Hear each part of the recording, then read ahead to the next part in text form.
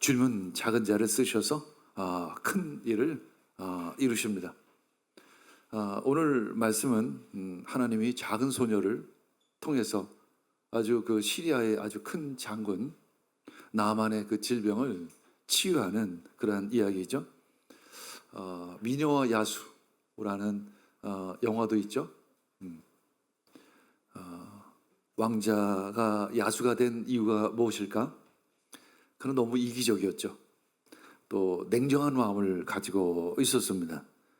참 잘생겼죠. 아주 부유한 왕자였었습니다. 근데 그는 이제 외모와 자신의 재산만을 굉장히 중요하게 여기고 자신의 궁전에서 사치스러운 생활을 했습니다. 마치 우리 현대인의 모습을 지적하는 것 같죠. 어느 날 밤 한 나이든 할머니가 궁전을 찾아왔습니다. 그리고 하룻밤을 좀 묵게 해달라고 아주 간청했습니다. 그리고 그분은 작은 장미꽃을 선물하며 간청했지만 왕자는 그의 외모를 보고 비웃으며 거절을 해버리고 말죠. 하지만 그 여인은 마법을 부리는 할머니였었습니다.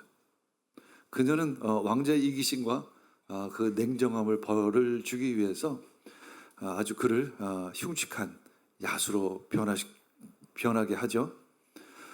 그러면서 이야기합니다. 그 저주를 풀기 위해서는 누군가의 아주 극진한 사랑을 받아야 될 것이고 너도 누군가를 그렇게 사랑해야 할 것이다. 왕자는 자신의 모습을 보며 절망하죠. 나는 이제 평생 이런 모습으로 살아가야 하는구나.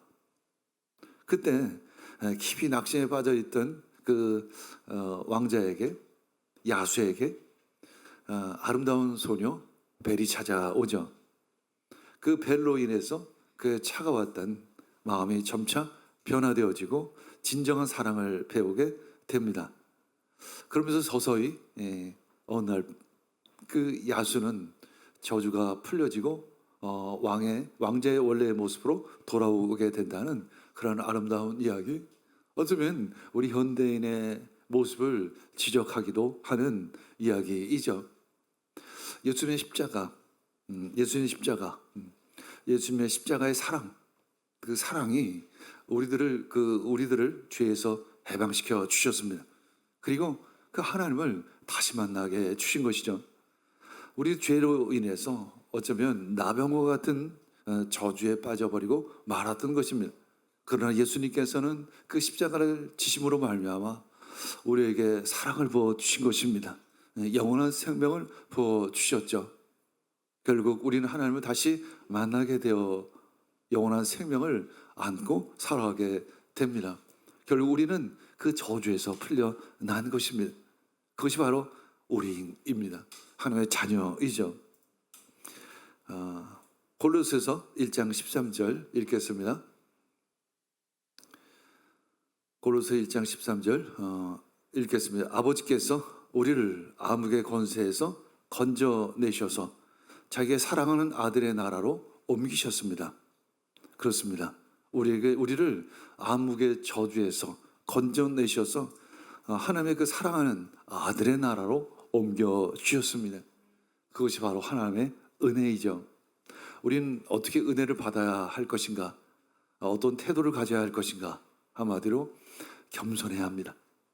모든 교만함을 버리고 겸손해야 할 것입니다. 오늘 말씀은 하나님께서 아주 작은 소녀의, 아주 미약한 소녀의 믿음을 통해서 그 시리아의 큰 장군 나만의 그 나병을 고치시는 그러한 이야기이죠. 오늘 본문에 등장하는 인물들은 그 이방인 장군 나만이 등장을 하고 또 시리아 왕, 그리고 전쟁 포로로 잡혀간 어린 소녀, 그리고 또 믿음 없는 이스라엘의 그 왕, 그리고 하나님의 사람인 엘리사가 등장을 하게 되죠. 자, 5장 1절 읽겠습니다. 시리아 왕의 군사령관 나만 장군은 왕이 아끼는 큰 인물이었고 존경받는 사람이었다. 주님께서 그를 시켜 시리아에서 구원을 베풀어 주신 일이 있었다. 나만은 강한 용사였는데 그만 나병에 걸리고 말았다. 하나님께서 여기서 보면 그를 시켜서, 나아만을 시켜서 시리아를 구원해 주신 일이 있었다라고 기록하고 있습니다. 그러니까 나아만이 그 시리아에서 얼마만큼 큰 자인지를 우리는 알 수 있죠. 그 이름처럼 기쁨 또는 즐거움이라는 의미를 가지고 있었습니다. 그래서 나아만은 시리아 왕을 비롯해서 모든 백성에게 기쁨과 즐거움을 주는 사람이었습니다. 그래서 사람들은 그를 칭송했습니다. 그래서 얼굴을 들고 다녔다라는 의미를 담고 있어요. 그 나아만은 언제나 당당하게 사람들의 존경을 받으며 얼굴을 들고 다니는 사람이었습니다. 그러나 어느 날 나아만은 무서운 병에 걸리고 말았습니다. 나병의 저주에 걸리고 말았던 것이죠. 나병은 하나님과 사람들로부터 분리되어지는 그런 질병이죠. 그로 인해 나아만은 더 이상 얼굴을 들고 다닐 수가 없었습니다. 고개를 숙일 수밖에 없었습니다. 혼자 어두운 곳에 숨어 있을 수밖에 없었겠죠. 나아만은 비록 왕에게는 신음받은 사람이었지만 하나님 앞에서는 부정한 사람이 되어버렸습니다. 나병은 죄의 상징이고 세상과 격리되는 그 외로움과 두려움의 병입니다. 풍요 속에서 우린 영적인 나병을 짊어지고 살아가는 우리 현대인의 모습을 보게 돼요. 영적인 나병 환자이죠. 마치 그 저주받은 그 야수와 같은 그러한 모습이죠. 자기만을 생각하고 다른 사람을 인정하지 않고 오직 외모만, 그리고 풍요 속에서 자기만을 생각하는 현대인의 모습, 바로 그것이 영적인 나병 환자인 것이죠. 그래서 결국 점점 더 사람들과 격리되어져서 혼자 외롭고 쓸쓸하게 살아가는 그 현대인의 모습을 우리는 보게 되는 것입니다. 이때 하나님은 아주 작은 자를 쓰셔서 큰 자를 구원하시는 것을 보게 됩니다. 우리 오병이의 기적을 보면 작은 한 소년의 헌신을 보게 됩니다. 하나님께서 이 어린아이의 그 헌신을 통해서 큰 일을 이루시죠. 요한복음 6장 9절 읽겠습니다. 여기에 보리빵 5개와 물고기 2마리를 가지고 있는 한 아이가 있습니다. 그러나 이렇게 많은 사람에게 그것이 무슨 소용이 있겠습니까? 5천 명의 많은 무리들이 저녁을 먹지 못하고 이제 해는 뉘엿뉘엿 지고 있었죠. 그때 예수님께서 제자들에게 이야기하십니다. 저들을 너희들이 먹이라. 그때 제자들은 말합니다. 우리가 어떻게 저 많은 사람들을 먹일 수 있습니까? 여기 한 소년이 가져온 오병이어밖에는 없습니다. 이것이 이 5천 명에게, 이 많은 이들에게 무슨 소용이 있겠습니까? 이렇게 이야기했지만 예수님께서는 그 작은 소년의 헌신을 통해서 5천 명을 먹이고도 12광지에 넘치도록 남기게 하십니다. 하나님께서는 그 작은 소년을 통해서 큰 일을 이루시는 거죠. 오늘 이야기 역시 작은 소녀가 등장을 합니다. 시리아의 전쟁 포로로 잡혀온 히브리 아이였습니다. 이 소녀는 나아만 장군의 아내를 돕는 종노릇을 하는 아주 미미한, 아주 별 볼 일 없는 그런 아이였었습니다. 근데 하나님께서는 이 아이를 들어 쓰십니다. 5장 3절에서 5절 읽겠습니다. 그 소녀가 여주인에게 말하였다. 주인 어른께서 사마리아에 있는 한 예언자를 만나보시면 좋겠습니다. 그분이라면 어른의 나병을 고치실 수가 있을 것입니다. 이 말을 들은 나아만은 시리아 왕에게 나아가서 이스라엘 땅에서 온 한 소녀가 한 말을 보고하였다. 시리아 왕은 기꺼이 허락하였다. 내가 이스라엘 왕에게 편지를 써 보내겠으니 가보도록 하시오. 자, 이 소녀는 세상에서 보면, 특히 그 시리아 땅에서 보면 아주 미미한 존재였습니다. 근데 그녀는 한 가지를 가지고 있었어요. 무엇이었죠? 하나님에 대한 확신이었습니다. 하나님에 대한 믿음이 있었습니다. 믿음을 가지고 이제 그 나아만 장군의 그 아내에게 이야기를 했던 것입니다. 이제 나만은 이 작은 이 소녀의 이야기를 듣고 그 말을 또 시리아 왕에게 전하게 되죠. 또 시리아 왕은 그 이야기를 이스라엘 왕에게 부탁하게 됩니다. 이 어린 소녀의 작은 믿음으로 왕들을 움직이기 시작을 하는 것이죠. 엄청난 일이죠, 사실은. 우리가 글로 짧게 읽지만 살 내용을 들여다보면 한 소녀의 작은 믿음이 왕들을 움직이는 것을 우린 보게 됩니다. 어제 제가 원주를 다녀왔어요. 처음으로 새 기관의 대표와 함께 섬기고 있는 많은 리더십들이 모여서 함께 이제 연합해서 가나안 운동을 펼치자라는 의미로 포럼을 했습니다. 원주 가나안 농원학교 이제 그 이사장을 새롭게 맡게 되신 이제 분이 계세요. 대학교 부총장을 하시고 이제 은퇴하신 분이시고, 또 한 분은 이제 일가재단인데 거기는 이제 대한 변호사협회 회장을 지금 맡고 계시는 분이 이제 이사장을 맡고, 제가 이제 WCM 이제 대표로 함께 참여를 했습니다. 그러면서 제가 평소에는 이제 환영사나 이제 인사말을 하면 늘 이제 종이에 써서 준비를 해 갔는데 이상하게 제가 그걸 준비를 안 했어요. 그래서 즉흥적으로 제가 메시지 전하게 됐는데, 그러다 보니까 오히려 그 시에 하나님께서 주시는 마음을 전할 수 있게 되었습니다. 그리고 전하고 나서 보니까 또 이 메시지가 도대체 어디서 나온 것일까 돌아오면 바로 니아스 미션이었던 것입니다. 니아스 미션의 어떤 영성, 니아스 미션의 어떤 그 역사들이 그 입술을 통해서 하나님께서 말씀하셨던 것입니다. 그래서 도리어 하나님 주신 그 메시지가 이 가나안, 이 새로운 시대를 준비하는 가나안의 방향을 제안하는 그런 메시지가 되었고, 또 그것을 들었던 우리 WCM 그 식구들, 위원장들이 한 6, 7명이 함께 했었는데, 이제 자신의 의견들을 좀 얘기해 보라고 그랬을 때 우리 WCM 식구들만 손을 들고 이야기를 하는 거예요. 그만큼 우리가 WCM 식구들이 훈련이 됐구나. 이제 이 가나안을 이끌고 갈 수 있는 충분한 준비가 되었구나라는 마음을 갖게 됩니다. 근데 사실 니아스 미션 하면 참 작았죠, 사실은. 해외에 있는 가나안 농원학교 중에서 가장 작은 니아스 가나안 농원학교. 우리가 니아스를 섬길 때 우리의 연약함을 너무나도 잘 알고 있었습니다. 또 우리들이 얼마나 할 수 있을까? 이게 진짜 우리는 많은 은혜를 받은 것은 사실입니다.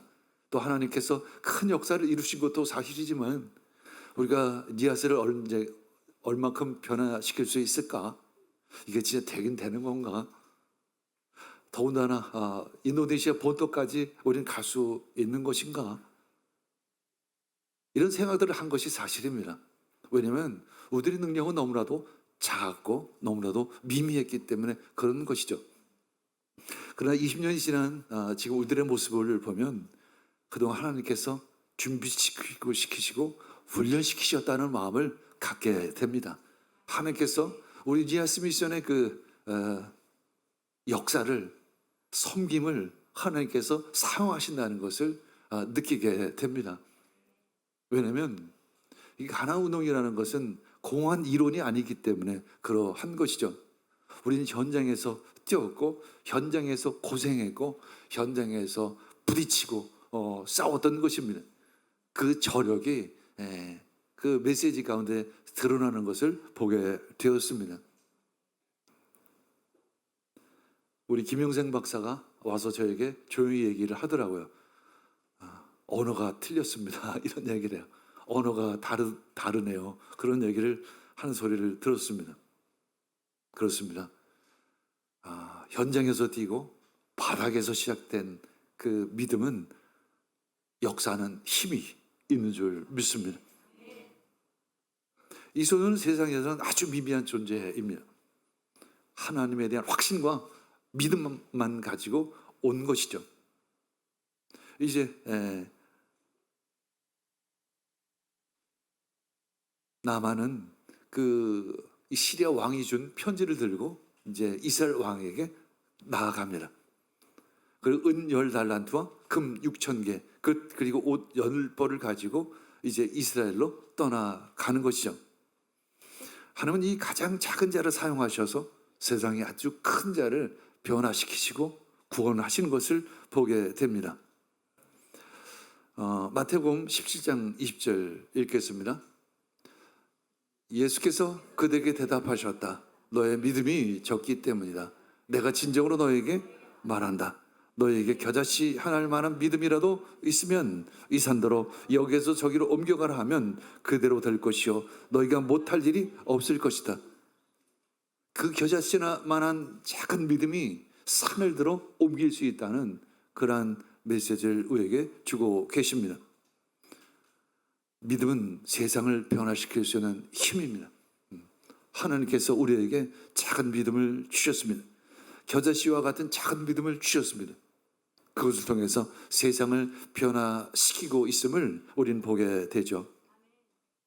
그런데 이제 이스라엘 왕은 시리아 왕의 편지를 받죠. 그리고 그것을 읽기 시작을 합니다. 그런데 갑자기 그 왕은 두려워 떨기 시작을 하죠. 아니, 내가 사람을 죽이고 살리는 신이라도 된다는 말인가? 아니, 이렇게 사람을 보내서 나만을 보내서 그의 나병을 고쳐달라고 하니, 아니 이건 분명히 이제 트집을 잡으려고 하는, 그래서 싸울 기회를 잡으려고 하는 시리아 왕의 술수가 틀림없다. 그러면서 이스라엘 왕은 두려움에 빠져서 옷을 찢으며 낙담했습니다. 그때 그 이야기를 들은 엘리사의 반응은 어떠했을까요? 자, 열왕기하 5장 8절 읽겠습니다. 이스라엘 왕이 낙담하여 옷을 찢었다는 소식을 하나님의 사람 엘리사가 듣고 왕에게 사람을 보내어 말하였다. 어찌하여 옷을 찢으십니까? 그 사람을 나에게 보내주십시오. 이스라엘에 예언자가 있음을 그에게 알려주겠습니다. 엘리사는 이스라엘 왕에게 아니 지금 그것은 낙담할 일이 아닙니다. 하나님을 드러낼 일이고 오히려 이스라엘의 큰 힘을 만방에 알릴 좋은 기회입니다. 하나님의 능력을 믿고 그분께 의지합시다. 여기서 우리는 하나의 메시지를 듣게 됩니다. 믿음의 차이. 믿음의 차이는 바로 해석의 차이를 가져옵니다. 우리들에게는 많은 상황과 어떤 문제들이 오죠. 우리들 믿음에 따라서 해석이 달라질 것입니다. 우리가 어떤 어려움을 당할지라도 우리들이 믿음이 있다면 그 위기가 기회가 될 줄 믿습니다. 이스라엘 왕은 시리아 왕의 요구를 두려워했지만 엘리사는 오히려 그것을 하나님의 능력을 드러내는 기회로 보았던 것입니다. 그렇죠? 우린 위기를 하나님을 드러내는 기회로 삼으시기를 축복합니다. 자, 9에서 10절 읽겠습니다. 나아만은 군마 병거를 거느리고 와서 엘리사의 집 문 앞에 멈춰 섰습니다. 엘리사는 사원을 시켜서 나아만에게 요단강으로 가서 몸을 7번 씻으면 장군의 몸이 다시 깨끗하게 될 것이라고 말합니다. 여기서 깨끗하게 되다라는 것은 육체적인 회복만이 아니라 영적인 회복도 포함하고 있습니다. 결국 이것은 하나님의 역사심을 통해서만 그 질병이 나을 수 있다는 메시지인 것이죠. 더군다나 왜 요단강일까? 왜 요단강에서 7번 씻어야만 된다고 나만에게 이야기하는 것일까? 요단강은 어떤 곳이라고 지난주 설교 말씀 가운데 있었죠? 바로 죄된 과거의 끝과 새로운 삶의 시작을 의미하는 것이 바로 요단강입니다. 우리는 세례를 받는 것을 의미하죠. 요단강에서 예수님이 세례를 받으심으로 말미암아 메시아 사역을 새롭게 시작하는 것을 우리는 거기서 보게 되는 것입니다. 지금 이 장소가 우리들의 장소가 지금 이 시간이 요단강이 되기를 원합니다. 새로운 삶이 이곳에서부터 이 시간으로부터 시작되어지기를 원합니다. 하나님, 저희들에게 작은 믿음을 주시옵소서. 겸손하게 주님을 만나기를 원합니다. 그래서 이 시간이 새롭게 시작하는 요단강의 시간이 되기를 원합니다. 근데 이제 나아만은 도리어 이 말을 듣고 화가 났어요. 그래도 내가 시리아의 가장 큰 장군인데, 아니 엘리사가 직접 와서 정중히 나를 맞이하고 하나님의 이름을 부르며 내 상처 위에 손을 얹고 안수하며 기도하며 병을 고치진 못할 망정 나와보지도 않고 그저 요단강에 가 7번 씻으라고 이렇게 던지듯이 말을 하니까 대단히 기분이 나빴던 것입니다.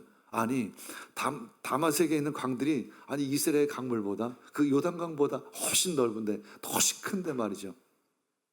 아니 거기서 씻으면 되지. 아니 하필 그 조그만 별 볼 일 없는 요단강에서 나를 씻으라고 한단 말이냐. 왜 엘리사는 그런 좀 이상한 조건을 얘기한 것일까? 더군다나 그래도 그 큰 장군, 시리아의 큰 장군이었으면 나와서 정중하게 맞이하면 좋을 터인데 문 밖에 나오지도 않고 나가서 요단강에서 7번 씻으라고 거기서 낫게 될 것이라고 이 던지듯이 이야기를 했을까? 한마디로 우리 하나님 앞에 나아가기 위해선 겸손해야 한다는 것을 의미합니다. 오늘 이 시간 겸손하기를 원합니다. 겸손해야만 합니다. 그러면 하나님의 은혜를 받을 수가 있죠. 주님, 저희들에게 은혜를 베풀어 주시옵소서. 우리 하나님의 귀한 영원한 생명의 선물을 허락하여 주시옵소서. 이를 위해서는 우리는 겸손해야 하는 것입니다. 우리 여기서 또 하나의 메시지를 듣게 됩니다. 하나님은 우리의 교만을 너무나도 싫어하십니다. 왜 교만을 싫어하실까요? 교만한 자에게는 하나님의 은혜를, 하나님의 사랑을 나누실 수가 없기에 그러한 것입니다.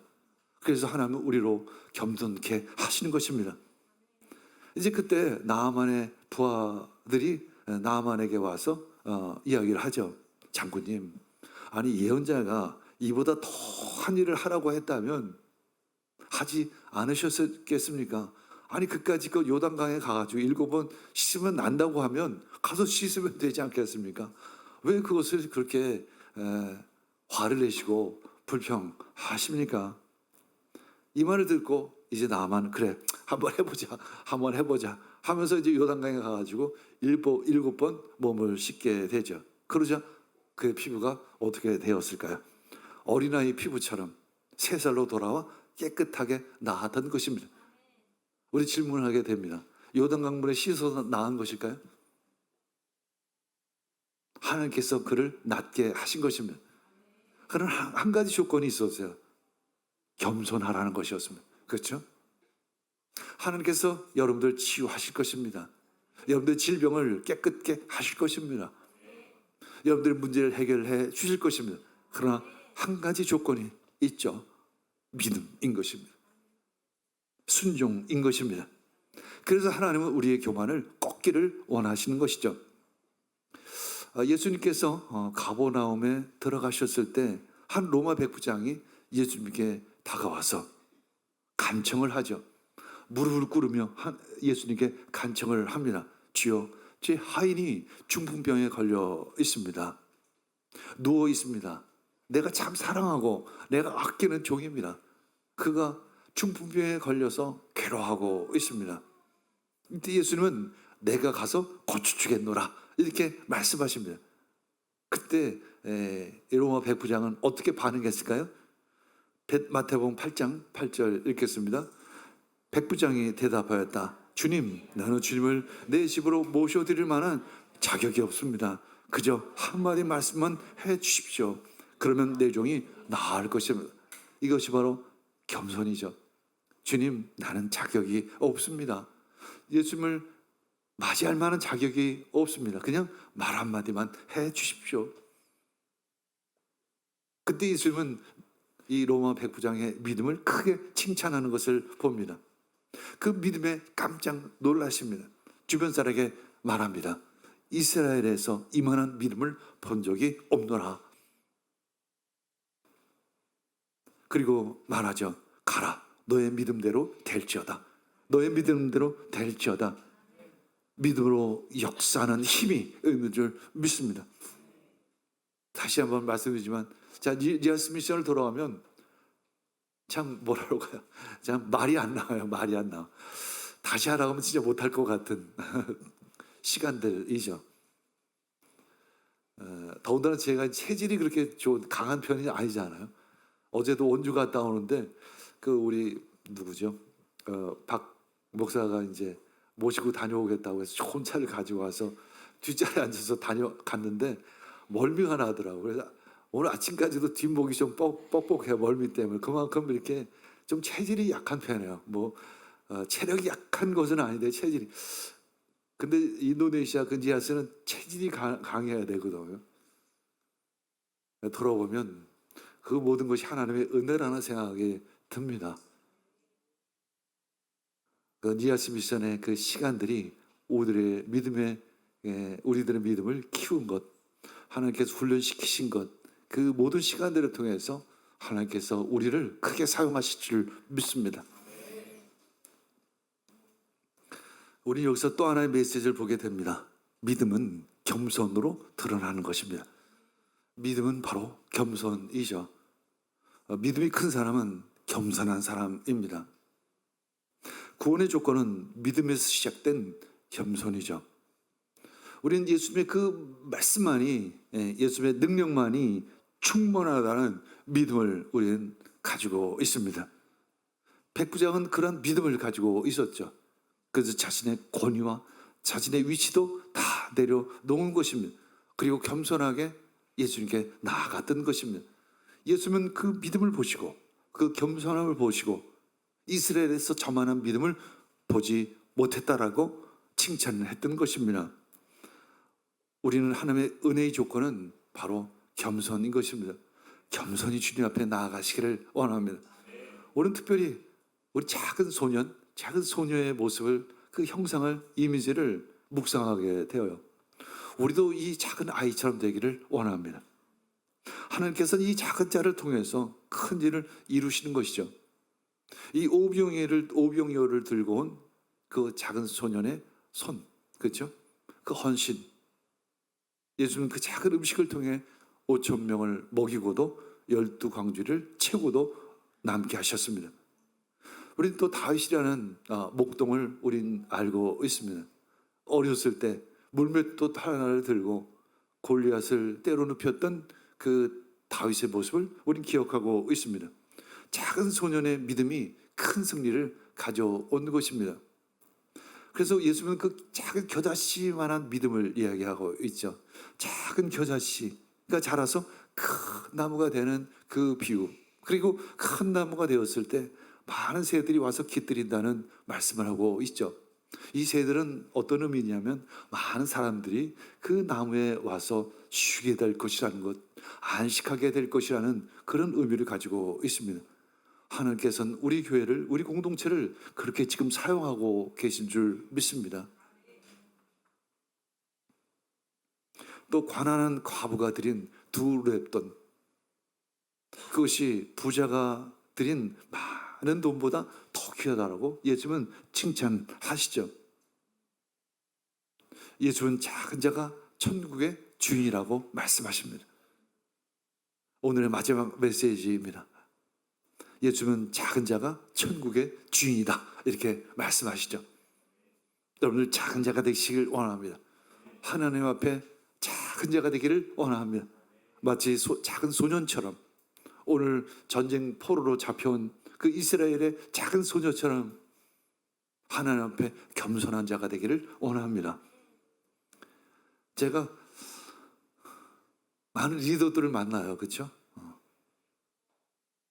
그래도 세상에서 참 성공하는 분들이죠. 사실은 많이 만나는데 이번 또 인도네시아 가면 우리 수혜리 목사님도 만나게 되고, 또 그 다음 날에 보면 인도네시아 그 감리돈의 감독도 만나게 됩니다.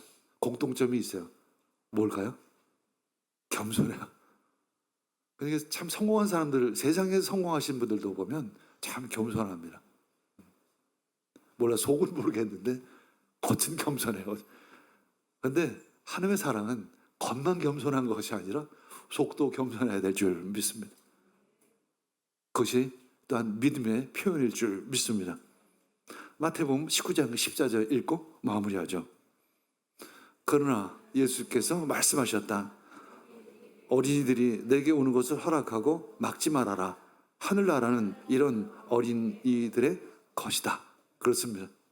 이렇게 작은 자의 것입니다. 천국은 작은 자의 것이라는 것입니다. 여러분들, 하나님 앞에 큰 자가 되기보다는 하나님의 작은 자가 되기를 원합니다.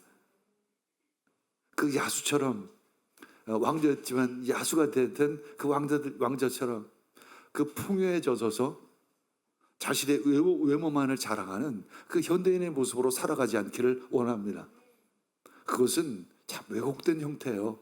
지금 우리나라가 막 선진국이 돼가지고 이런 모양으로 살아가는 것은 엄청나게 잘못된 모양입니다. 먼저 선진국을 경험한 사람들은 이것을 극복하느라고 많이 애를 썼던 경험들이 있어요. 물론 일부분 고쳐지기도 하고 아직까지 남아있는 부분들이 있죠. 우린 지금 그런 시간을 겪고 있는 것이죠. 너무 길게 가면 안 돼요. 빨리 회복하고 빨리 정리되어야 될 부분인 줄 압니다. 더 이상 야수의 그 저주에서 벗어나서 온전한 사람의 모습을 입기를 원합니다. 온전한 나의 모습을 다시 되찾기를 원합니다. 마치 작은 소녀처럼 겸손하게 주님 앞에 나아가시기를 원합니다. 주님께서 받아주실 줄 믿습니다. 그리고 주님께서 우리에게 천국의 기쁨을 누리게 하실 줄 믿습니다. 천국은 작은 자의 것인 줄 믿습니다.